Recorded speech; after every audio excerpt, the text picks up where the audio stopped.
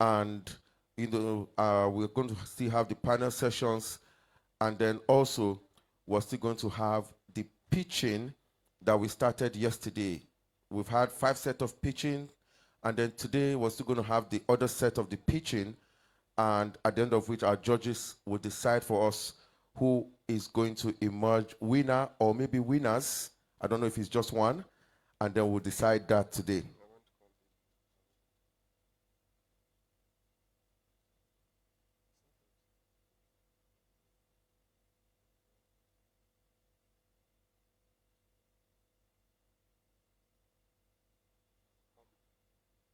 Okay, so we're going to have a keynote speech right now from Africa FinTech. Dr. Deji, I don't know if he's around. Yes, please, can we put our hands together for him? My Oga at the top, sir. You're welcome, sir. So he's going to give us his keynote address, and then we'll continue with the rest of the event. Thank you very much.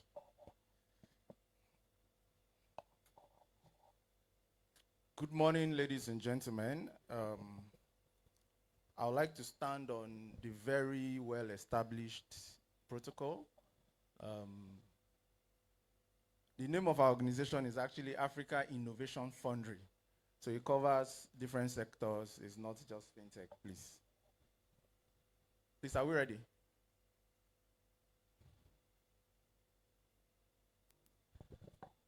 Okay, it's kind of nostalgic to be here today because 2 years ago, we were in this same vicinity to start a momentum called Arewa Tech Fest. I happen to be also the co-founder of that event. What we are trying to do with the innovation ecosystem in Arewa is we're trying to demystify what we currently have. There's a lot of technology. I hear a lot of technology, but we need to focus on innovation. Technology is good. Technology is just the vehicle for the innovation. But innovation is what's important. And we need to tell our people more about innovation, better ways of doing things, solving local problems, and seeing how we can better our society. I also think this is a setup. I don't know why they were putting me immediately after the DG. The DG has finished all my presentation.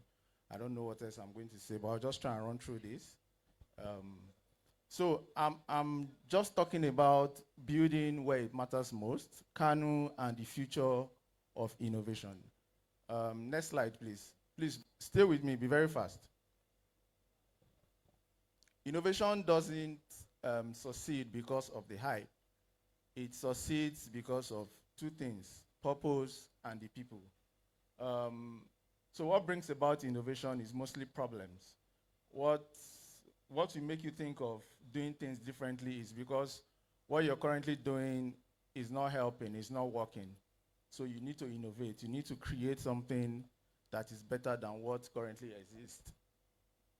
Bringing it home, Kano is a very special city. Kano is not just important to Kano State. It's not just important to northern Nigeria. It's very important in this general scheme of things. When Kano sneezes, the entire country catches cold. And it's very important that every one of us in this room and anywhere you're watching me from, you should know that Kano is a very important factor in whatever we're doing. A lot of us from the Lagos ecosystem, somebody was saying yesterday that we have about 5 unicorns and all of that. But all that will not matter if we don't start building the structures that we need in other parts of the country. So this should not just be a Lagos affair. Innovation should not just be a certain region affair, because Kano is a gateway to the entire West Africa. It's a gateway to so many things. So if we get it right in Kano, we're sure that the other parts of the country will pick up, and if possible, you know, the entire West African region will begin to feel what this innovation is about. So why does it really matter? Kano is a commercial hub, and also the numbers make sense. if you have a product, if you're doing any business, if you have a startup in Kano, and you have your, you have your users right here, you're sure of business. There are not so many cities, there are not so many locations that you can be assured of that number. The number in Kano is very, very important. And something about the number is, somebody was talking about the data the other day. We have a lot of young people, which is also a point of strength. So aside from the number, I also tell people the demography of the people, the demography, the age range of these people. They are young people, they have energy, they are creative, and all we need to do is to demystify some of these things. We are too fancy with these things at times. We become use big words and all of that. So we need to bring this thing down to our people, and they can understand the concept, like the Indians, the Pakistanis. The Indians will come to your country, they will speak the English to you the way sorry, I hope I'm not. They will speak the English to you the way they are supposed to speak the English to you. But they are very good at what they do, because they've demystified these things, they know how it works, and we need to follow suit. So you don't need to talk to me with your nose, you don't need to talk to me with your UK accent or your English accent. All I need you to do is to be able to solve my problem. If you can solve my problem, I'm good with you. So it's also important that, aside from the number, the age range of the number is also very important. There's a strong entrepreneurial culture here. I mean, Kano boasts of some of the biggest, deepest pockets in Nigeria too, and a lot of these are traced to businesses, entrepreneurial spirit, and all of that. So that culture is here. There's a business culture here. There's a dual culture here. So it's very important that we also leverage on that. Then, like I said earlier, it's the gateway to northern Nigeria and West Africa. So Kano is not only important to Nigeria, it's also important to Burkina Faso, Niger, Chad. So whatever you are doing here, you should also understand that, oh, there's a ripple effect that goes across the entire West African bloc and the entire West African region. So we're not just looking at locally, we're not just looking at Nigeria per se, we're also looking at how whatever we're doing here can reach out to. So when you're building here, you're thinking local, but you're also having the mindset that this thing can become very global. What does the future hold? What do we need to do? Here are some of the points that I think we need to work.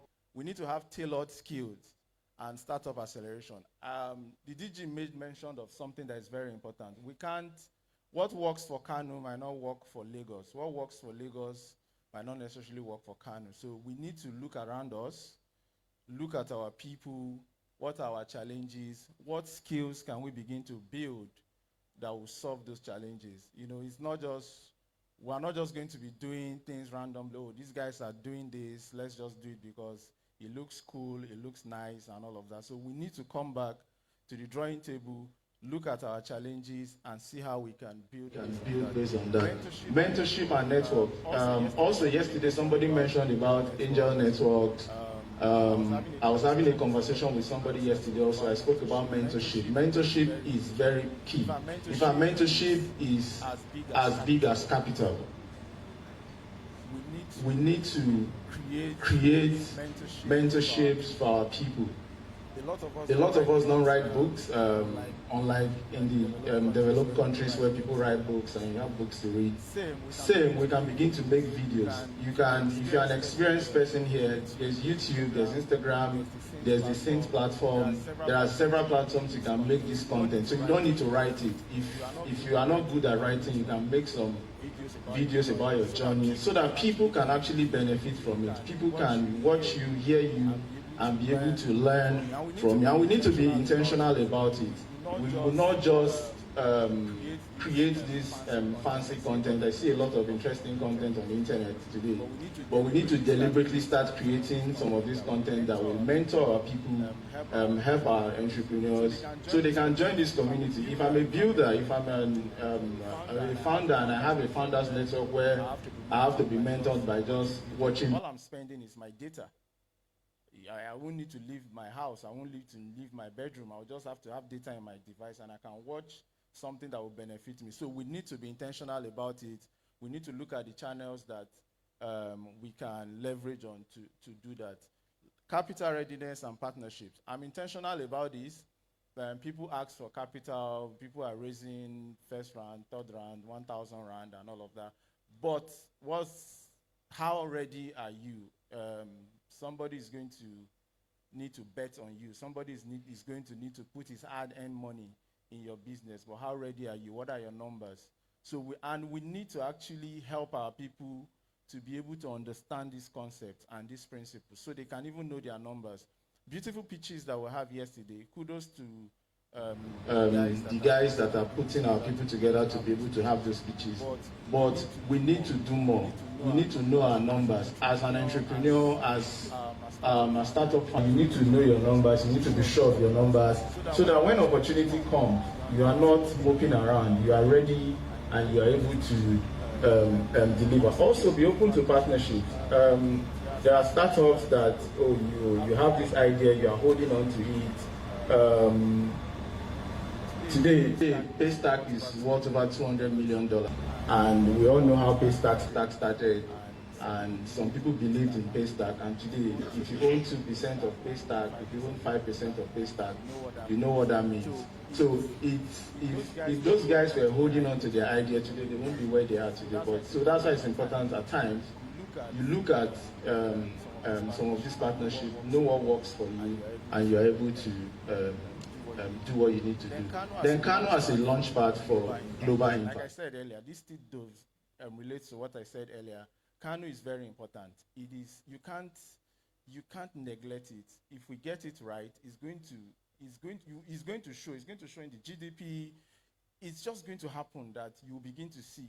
There's a lot of fantastic testimony about the Lagos ecosystem. But the Lagos ecosystem started in a small neighborhood in Yaba, and today is global. It's not even in the fanciest part of Lagos. But some young people just decided that, okay, let's start solving these problems. Let's start solving some of these problems. And today, it is what it is today. So Kano can become a launch pad for big impact and global impact. Please, next slide, please. This is my last slide, and this is the most important slide. The future is local. The impact has to be global. We need to solve local problems. The numbers that we have in this city, some countries don't have it. I must be very sincere with you. The numbers we have in these cities, some Scandinavian countries, Sweden, Iceland, they don't have it.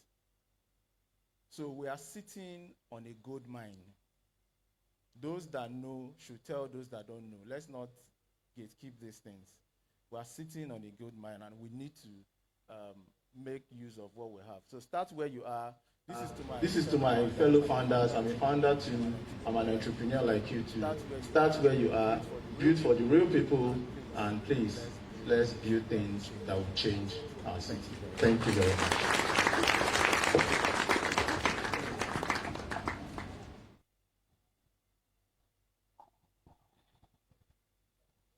Please, a round of applause for Mr. Deji. Thank you very much, sir. We were going straight into the first panel. But are we excited? Are we excited? We're excited. We're excited about that, right? Okay. So before that, do we have any questions, please? From the audience. From the audience, do we have questions? Okay.